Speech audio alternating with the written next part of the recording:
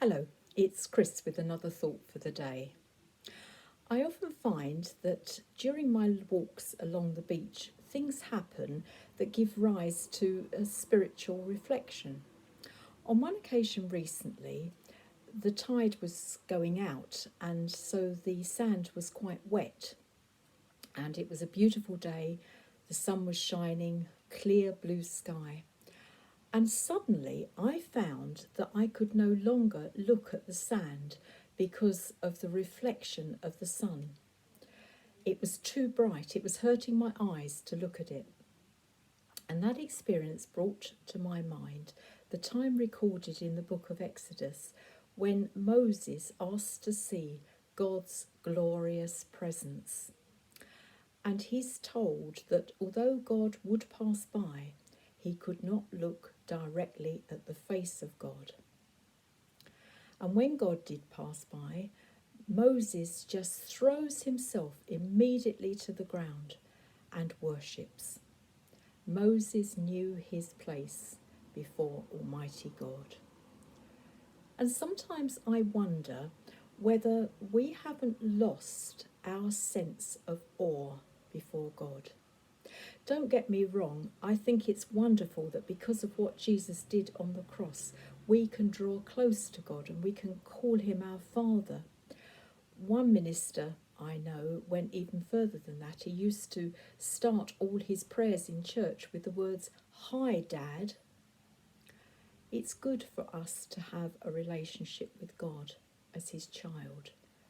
But I wonder if sometimes we don't try to become a little too chummy and relaxed.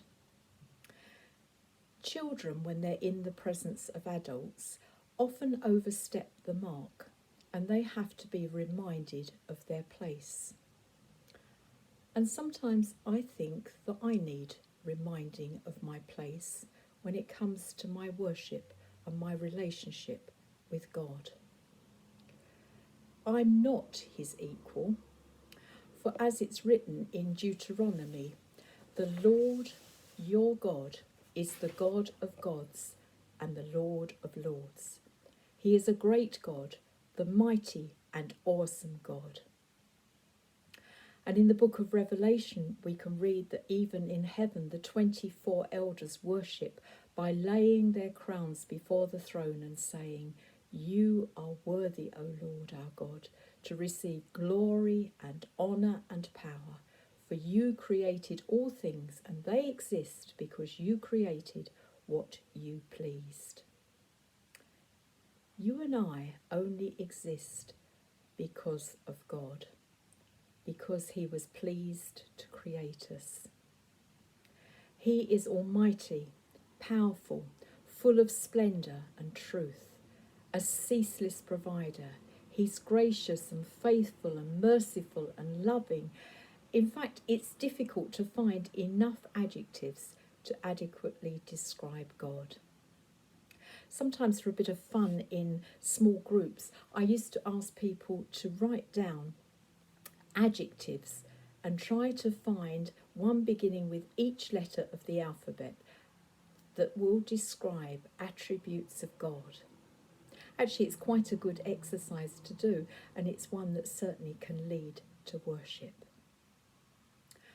I'm glad that the reflection of the sun on the sand on the beach reminded me of the glory of God and my need to worship him in humility.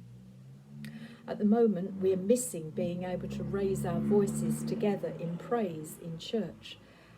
But I'm going to finish this thought with words of a very old hymn.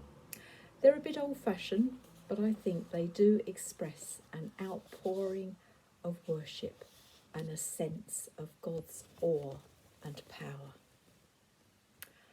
O worship the King, all glorious above. O gratefully sing his power and his love. Our shield and defender, the Ancient of Days, pavilioned in splendour and girded with praise.